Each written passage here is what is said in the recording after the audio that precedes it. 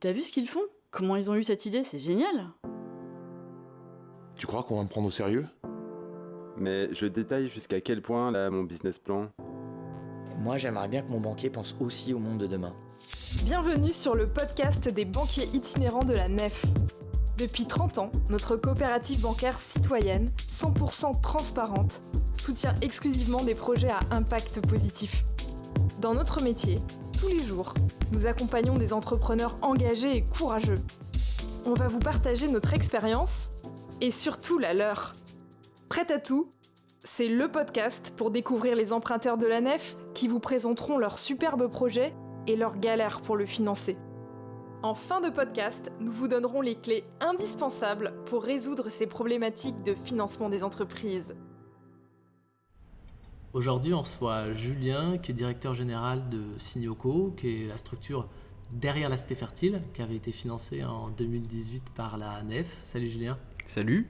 Alors du coup, pour l'enregistrement, là on est dans la grande halle de la Cité Fertile, dans laquelle s'organisent des événements, des expos. On est même juste à côté d'une des cuisines du lieu, dans laquelle on voit s'activer quelques personnes. Et du coup, avant que tu nous parles de l'activité de la Cité Fertile, est-ce que tu peux nous dire quel est le constat qui vous a fait imaginer ce projet ? Alors Cité Fertile, c'est un contexte un peu particulier parce qu'à la base, c'est une gare de marchandises SNCF, donc qui appartient toujours à la SNCF aujourd'hui, mais qui sera intégrée dans le futur dans un éco-quartier. Et en fait, ça a été un peu à la base de notre réflexion autour de ce projet, c'est de réfléchir à ce que c'était un éco-quartier. Et en gros, de se dire, dans le futur, il va y avoir quelque chose de nouveau qui va se construire dans une ville du 93, dans un quartier politique de la ville qui est le quartier de Quatre Chemins. Et nous, on a décidé de s'emparer un peu de cette problématique, de se dire, ça pourrait être quoi un éco-quartier qui apporte quelque chose de nouveau à ses habitants dans un quartier où les choses sont un peu difficiles parfois. Et du coup, on a décidé de faire un projet pour essayer d'imaginer la ville de demain. Alors, ça peut paraître assez ambitieux, mais c'est un peu ce qu'on essaye de faire au quotidien dans ce projet. Et en fait, on a décidé d'en faire un peu une espèce de matrice, une espèce d'expérience autour de fédérer des citoyens, des initiatives locales dans un environnement, dans un territoire, autour d'une animation et d'une fédération de communautés dans un lieu.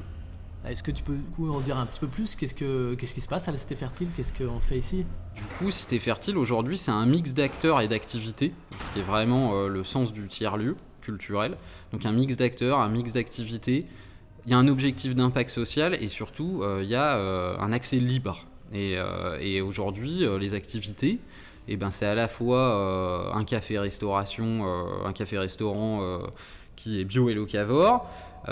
C'est aussi une brasserie locale, c'est un incubateur d'entrepreneurs économie sociale et solidaire du 93, c'est un incubateur de tiers-lieux pour justement essaimer ce modèle dans d'autres territoires qui ne seront pas forcément du tout gérés par nous, ces lieux, mais par d'autres porteurs de projets qui ont aussi des initiatives.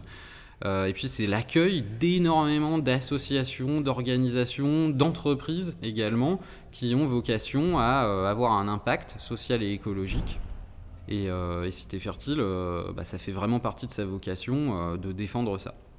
Et dans les activités ou dans les événements qui sont organisés ici, est-ce que tu pourrais nous donner un exemple par rapport à la mission que s'est donnée la Cité Fertile sur le territoire ? Alors j'ai un exemple qui ne va pas être avec un acteur très indépendant et associatif, c'est avec Pôle emploi. On a fait un événement avec Pôle emploi qui est quand même un acteur public qui est quand même hyper important dans un quartier comme les Quatre Chemins où il y a un fort taux de chômage. Et en fait, on a réussi à accueillir un événement avec Pôle emploi en direction des personnes qui étaient éloignées de l'emploi dans ce quartier, dans la Cité Fertile, dans la grande halle où on se trouve à l'heure actuelle. Où on a permis des gens de rencontrer de trouver plein de solutions pour essayer de trouver un emploi, de trouver des formations, etc.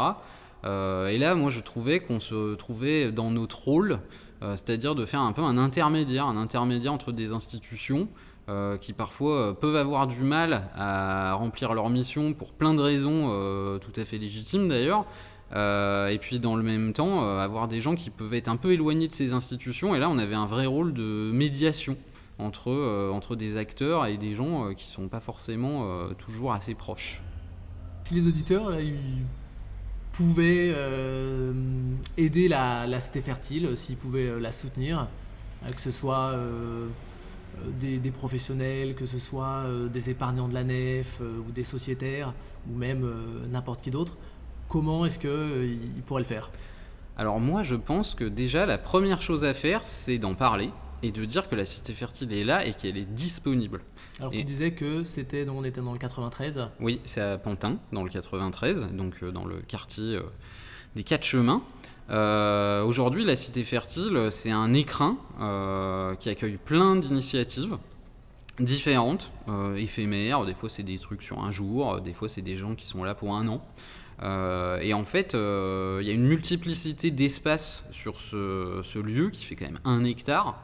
Donc il y a moyen de faire des choses. Et en fait, nous, on veut vraiment que toutes les associations, tous les citoyens, toutes les entreprises qui veulent bosser dans le sens d'une invention de la ville de demain vertueuse sous l'égide de l'ESS puissent s'en emparer. Donc le lieu, il est ouvert. Je pense que si tous les auditeurs de ce podcast peuvent dire il y a un lieu qui s'appelle la Cité Fertile, écrivez-leur et puis en fait ils pourront vous aider à réaliser vos projets, à vous donner des espaces d'événements publics, des espaces privés pour faire des réunions ou ce genre de choses, se retrouver pour faire une AG, pour faire un séminaire, pour faire une collecte de dons pour une association caritative. Nous, on est là pour ça. Donc, en fait, parlez-en autour de vous, contactez la Cité Fertile et ça sera déjà super. Et si vous-même, vous voulez vous en emparer, nous, on est là pour ça. Ok, donc il y a une page Facebook, on peut trouver les coordonnées de la Cité Fertile pour toute personne qui souhaiterait le faire. On a un sans site difficulté. internet, citéfertile.com, si je ne me trompe pas. Mais bon, vous tapez ça sur Lilo ou Ecosia et vous trouverez. Et puis nous, on est disponible pour vous et on répondra à toutes les questions et toutes les initiatives dans la limite des stocks disponibles. Voilà. La Cité Fertile, donc ça fait depuis 2018. Après, toi, tu as une expérience plus ancienne que ça. Et est-ce que tu pourrais nous parler d'une galère que tu as rencontrée en lien avec le financement et qui pourrait aider les auditeurs, en tout cas, à se reconnaître dedans et pouvoir profiter de ton expérience sur cette galère-là?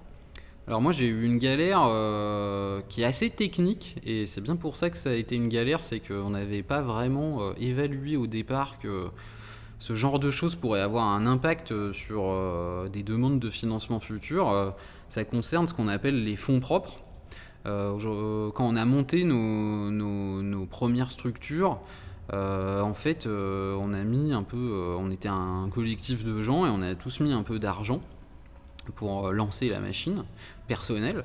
Et en fait, on a eu tendance à, finalement, quand vous avez des fonds propres et que vous mettez de l'argent, vous avez un peu deux façons de le faire. En gros, vous faites vraiment ce qu'on appelle des fonds propres, et ça va être ce qu'on appelle du capital, quand c'est une société commerciale. Puis il y a ce qu'on appelle l'avance en compte courant. En gros, moi je suis associé, puis je vais prêter de l'argent à la structure dans laquelle je suis partie prenante, mais cet argent, il sera un peu fluide. En gros, il sera remboursable assez facilement. Et nous, on a eu tendance à privilégier ça parce que, à un moment, des fois, c'est de l'argent personnel, il y a besoin de le récupérer. On a essayé de lancer la machine comme ça et on a privilégié cet argent fluide, on va dire. Sauf que, en fait, quand vous lancez une structure, c'est pas forcément évident au départ et parfois, les premières années, vous perdez de l'argent. Et on s'est retrouvé dans des situations où nos fonds propres devenaient négatifs. Alors, moi, de mon point de vue, de pas vraiment un financier, je me disais, c'est pas grave, on a encore de l'argent sur le compte, on peut payer nos factures, on n'est pas en danger. Sauf qu'au final, je me suis retrouvé notamment avec la Banque de France qui venait nous voir en nous disant « Ah, c'est une catastrophe, vous avez des fonds propres négatifs ». Et alors nous, on n'avait pas du tout compris que c'était un problème, en fait. Et en fait, petit à petit, on a décelé à travers ces rendez-vous avec la Banque de France qui évalue un peu la santé des structures et finalement aussi avec nos partenaires bancaires derrière et dont la nef. Et en fait, on s'est rendu compte que ça nous handicapait énormément. Qu'en gros, on n'était plus éligible à un certain nombre de financements, que notre structure devenait quelque part problématique, alors qu'en fait on n'avait pas capté que c'était un souci là qu'on était en train de vivre, et qu'on se disait bon, l'activité va continuer, ces fonds propres vont repasser dans le positif et puis tout se passera bien. Sauf que ça a pu nous mettre en difficulté sur des moments où on avait besoin de financement, et ça c'est vraiment quelque chose qu'on n'avait pas du tout pris en compte, qui nous échappait totalement. Et tout ça parce qu'au départ, on n'avait pas vraiment compris qu'il y avait un enjeu là-dessus.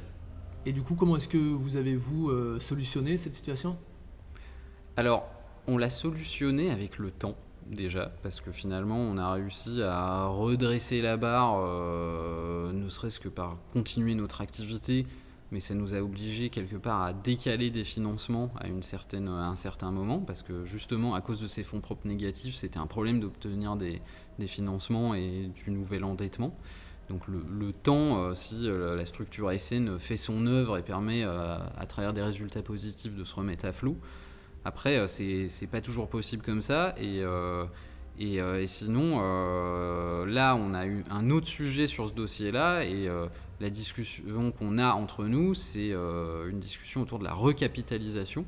Donc en gros, convertir de l'avance en compte courant, qui est donc cet argent un peu fluide qu'on peut récupérer facilement, en capital, donc vraiment le convertir en fonds propres pour finalement corriger cet élément négatif qui nous empêche de continuer à nous développer. Ok, bah écoute, merci pour ces conseils et puis pour cette discussion. Eh ben merci à vous. Et maintenant, creusons ce sujet avec les banquiers itinérants de la Nef. Pourquoi les capitaux propres sont-ils décisifs ? Une entreprise génère du chiffre d'affaires pour se développer. Mais au départ, et tout au long de son existence, elle a besoin de financement extérieur pour assurer ses investissements. À la création de l'entreprise, les associés investissent dans son capital social. Associés majoritaires, associés à part égale, membres de la famille qui souscrit une simple action pour affirmer son soutien, etc. Le capital social permet de mesurer l'implication de chaque associé dans l'affaire et donne droit à des dividendes. Il donne également droit de participer aux grandes orientations de la société et notamment aux prises de décision en assemblée générale. Le capital social est la première brique des ressources stables de l'entreprise. Le reste de l'édifice se compose des capitaux propres, puis des fonds propres. Mais attention, toutes ces ressources ne sont pas définitivement acquises à l'entreprise, et certaines devront par la suite en ressortir. Cela implique qu'elles seront considérées de manière différente, comme nous allons le voir. Alors, que sont les capitaux propres ? Ce sont les ressources qui appartiennent à la société par opposition aux dettes vis-à-vis des créanciers, comme les fournisseurs et banques par exemple. Ils sont composés du capital social, des réserves, bénéfices ou pertes des années précédentes, du résultat de l'exercice et des subventions d'investissement. Ainsi, en cas de résultat déficitaire trop important, ils peuvent devenir négatifs. Et ceci est inscrit au greffe, comme nous allons le voir à la fin de l'épisode. Conseil numéro 1. Faites attention à ne pas investir un capital social initial trop faible. En particulier les petites entreprises qui n'ont parfois que le capital pour absorber les pertes des premiers exercices. Conseil numéro 2. Les réserves peuvent sortir de l'entreprise par distribution de dividendes aux associés. Soyez attentifs à bien doser la part qui va être distribuée et la part conservée. Les banques regardent cette répartition. C'est important que l'entreprise garde bien des réserves pour consolider les capitaux propres et accompagner sa croissance. N'hésitez pas à aborder ces deux sujets avec votre expert comptable. Les capitaux propres peuvent être complétés par des partenaires financiers. Par exemple, lorsque ceux-ci entrent au capital, cela est comptabilisé en capitaux propres. Les investisseurs peuvent intervenir de manière différente qu'en capital, avec des outils tels que des titres participatifs, des obligations convertibles, des comptes courants d'associés bloqués, des prêts d'honneur des réseaux tels que Réseau Entreprendre, France Active ou Initiative France. Ceci n'est pas une liste exhaustive. Ils ne sont pas comptabilisés en capitaux propres, mais ce sont des ressources stables. Ces derniers, cumulés aux capitaux propres, correspondent aux fonds propres. Les fonds propres sont un indicateur de solidité financière, mais il ne faut pas les confondre avec les capitaux propres. Les montants de la différence entre les deux va être remboursé par l'entreprise aux investisseurs. C'est ce qu'explique notre emprunteur Julien de la Cité Fertile. Il parle d'argent fluide pour évoquer les comptes courants d'associés.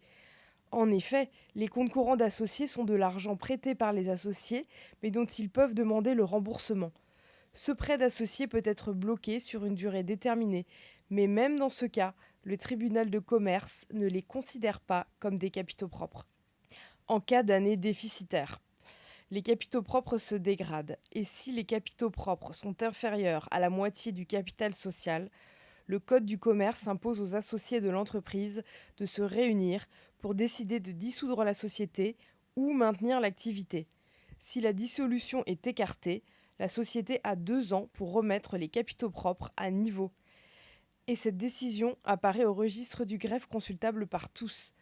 Cela renvoie une mauvaise image aux fournisseurs et aux banques. Bon, pour conclure, l'entreprise peut avoir convaincu de beaux partenaires en fonds propres et avoir des certitudes que l'activité va décoller. Si elle veut continuer à convaincre les banques, mieux vaut avoir des inscriptions saines au greffe et anticiper des capitaux propres suffisants. À noter que les fonds propres d'une société sont à regarder par rapport à d'autres éléments de son bilan. En ce qui concerne son niveau d'endettement, le ratio niveau d'endettement sur fonds propres est intéressant à observer. Plus ce ratio sera faible et plus il sera facile d'avoir recours à de nouveaux emprunts pour financer le développement de son activité. Rassurez-vous, l'entrepreneur dispose de nombreux leviers pour redresser la situation. Faire des résultats positifs, convertir les comptes courants d'associés en capital, investir des fonds supplémentaires et faire entrer des investisseurs en capital, obtenir des subventions d'investissement. Conseil numéro 3. Pour attirer des investisseurs en capital, vous pouvez mettre en avant des dispositifs de déduction fiscale sur l'impôt sur le revenu favorisant les souscriptions en capital d'entreprise. Il en existe différents types, notamment le Madelin qui concerne les TPE et PME françaises et les entreprises agréées ESUS. Pour finir, nous vivons une belle époque pour constituer des capitaux propres, notamment grâce aux plateformes participatives de dons. D'ailleurs, à la Nef, nous avons notre propre plateforme éthique, Zest. De nombreuses sociétés y ont recours pour étoffer les capitaux propres grâce à leur entourage et à la précommercialisation. Ces campagnes s'inscrivent comptablement en produits, mais participent indirectement à la constitution des capitaux propres via les réserves permises par les résultats. Pensez-y! On vous remercie beaucoup pour votre écoute. Vous êtes de plus en plus nombreux à nous écouter et ça fait chaud au cœur. N'hésitez pas à partager cet épisode et pourquoi pas à réécouter les anciens. Vous pouvez aussi commenter sur les réseaux sociaux afin de nous dire quel thème vous souhaiteriez que nous abordions dans un prochain épisode.